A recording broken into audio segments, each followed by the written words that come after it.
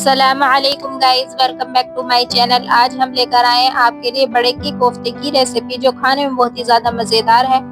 ये रेसिपी बहुत ही ज़्यादा आसान है, बहुत ही इजी तरीके से बनने वाली रेसिपी है। बहुत सारे लोगों की शिकायत होती है कि हमारे कोफ्ते टूट जाते हैं, लेकिन आज जो ट्रिक मैं आपको बताने वाली हूँ, इस ट्रिक को आप फॉलो कीजिएगा। इस तरीके से आपके कोफ्ते कभी नहीं टूटेंगे। चलिए बिना देर किए हम शुरुआत करते हैं रेसिपी को बनाने की, जिसके लिए मैंने लिया है 1 किलो कीमा। इसको हमने अच्छी तरीके से वॉश करके छन्नी में खुश्क होने के लिए रख दिया था। ये देखिए, हमने इसको अच्छी तरीके से वॉश करके रख दिया था। इसको खुश्क होना बहुत जरूरी है, इसमें पानी बिल्कुल भी नहीं रहना चाहिए, वरना तो हमारे कोफ्ते खराब हो जाएंगे। अब हम कीमे में डालने के लिए 2 अदद प्याज लेंगे और उनको अच्छी तरीके से चॉप करेंगे।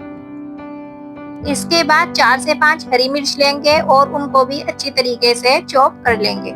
अब हमारी प्याज और हरी मिर्च दोनों को हमने अच्छी तरीके से चॉप कर लिया है।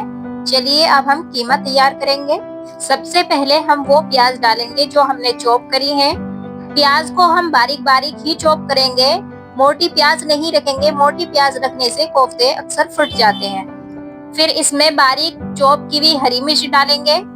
फिर 1 चम्मच डालेंगे कुटा हुआ जीरा और डालेंगे आधी चम्मच कुटी हुई काली मिर्च।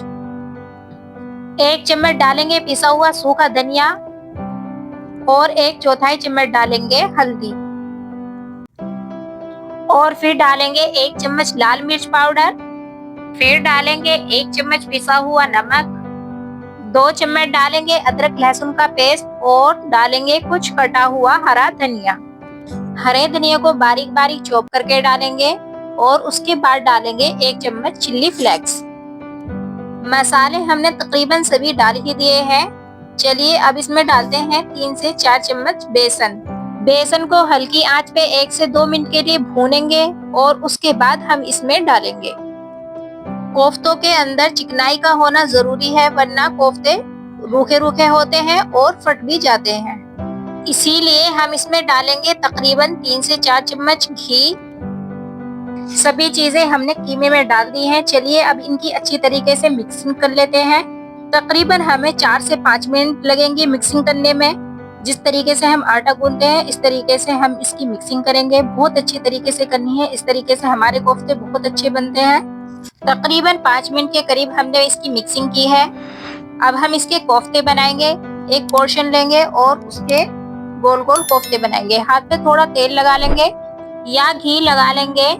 इस तरीके से हमारे कोफ्ते बिल्कुल चिकने चिकने बनेंगे। हाथों से इस तरीके से हम इसको दबाएंगे और गोल गोल कोफ्ते बनाते जाएंगे। सारे कोफ्ते एक साथ इसी तरीके से हम बनाकर रखेंगे। एक साथ सारे कोफ्ते हम बनाकर रख लेते हैं। आप चाहे तो इनको फ्रीजर भी करके रख सकते हैं, चाहे तो साथ के साथ भी बना सकते हैं। सभी कोफ्ते हमारे बनकर तैयार हैं। चलिए अब हम एक कढ़ाई लेंगे और उसमें तेल गरम करेंगे। जब तेल गरम हो जाए तो एक एक करके कोफ्ते हम उसमें डालते जाएंगे। कोफ्तों को हम ज्यादा तेज गरम तेल में नहीं डालेंगे। जब तेल गरम हो जाए तब हम कोफ्ते डालेंगे और धीमी आंच पे ही कोफ्तों को पकाएंगे। जब तेल ज्यादा गरम होता है और हम उसमें कोफ्ते डाल देते हैं तो बाहर से तो जल जाते हैं और अंदर से कच्चे रह जाते हैं।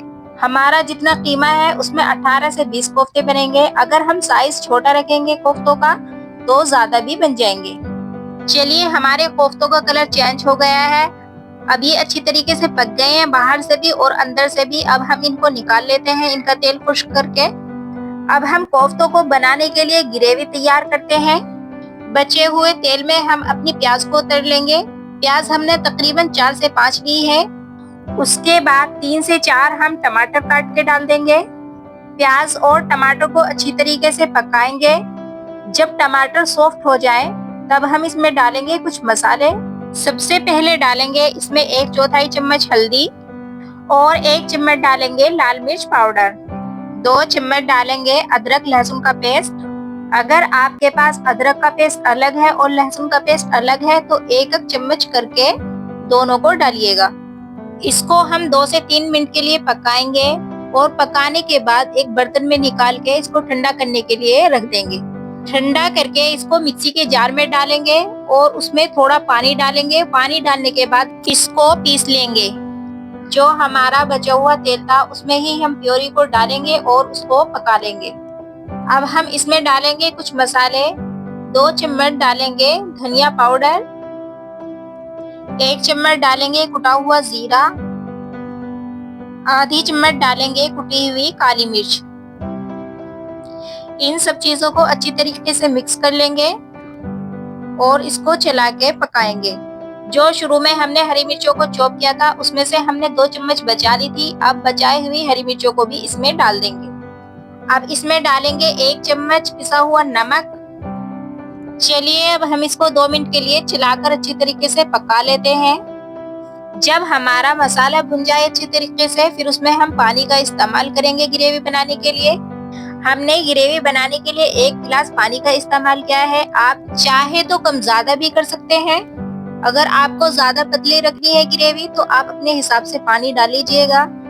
अब हम इसको उबाल आने तक ढककर पकाएंगे। ग्रेवी अच्छी तरीके से पक गई है, इसमें खदकी भी आ गई है, यानी हमारी ग्रेवी पक गई है। अब हम इसमें डालते हैं कोफ्ते। अगर आप चाहें तो इसमें फ्रेश क्रीम भी डाल सकते हैं, ये ऑप्शनल है। अगर आप नहीं डालना चाहते तो कोई मसला नहीं है, ना डालिएगा। इनका टेस्ट फिर भी बहुत ज्यादा अच्छा है। हमारे कोफ्ते सभी डल गए हैं। अब हम इनको ढककर पकाएंगे। फ्लेम को हम मीडियम ही रखेंगे, ज्यादा तेज फ्लेम पे हम इसको नहीं पकाएंगे। इस तरीके से हमारे कोफ्ते अच्छे तरीके से पक जाएंगे। 5 मिनट के लिए हम इनको ढककर पकाएंगे। 5 मिनट हो गए हैं। अब हम गैस को बंद कर देते हैं। चलिए अब हम इसको थोड़ा डेकोरेट कर देते हैं। इसके ऊपर डालेंगे कटा हुआ हरा धनिया और डालेंगे इसमें कसूरी मेथी। खुशबू और टेस्ट बढ़ाने के लिए इसमें थोड़ा सा ऊपर से डालेंगे घी। घी डालना कोई जरूरी नहीं है, लेकिन जब कोफ्तों के अंदर घी डलता है तो उसकी खुशबू इतनी ज्यादा अच्छी आती है कि दूर से ही भूख लगने लगती है और घर में छोटों बड़ों का सभी का ही खाने का मन करने लगता है। कोफ्तों की रेसिपी हमारी पूरी तरीके से बन गई है। अब हम इसको ढककर रख देते हैं। उसके बाद हम इसको खोलेंगे। ढकने से तार भी अच्छी तरीके से ऊपर आ जाता है, जैसे हमारी रेसिपी के ऊपर आ रहा है। देखिए देखने में कितनी अच्छी लग रही है। अगर आपको भी अच्छी लगे तो कमेंट करके जरूर बताइएगा। लाइक कीजिएगा, शेयर कीजिएगा और सब्सक्राइब करना तो ना भूलिएगा।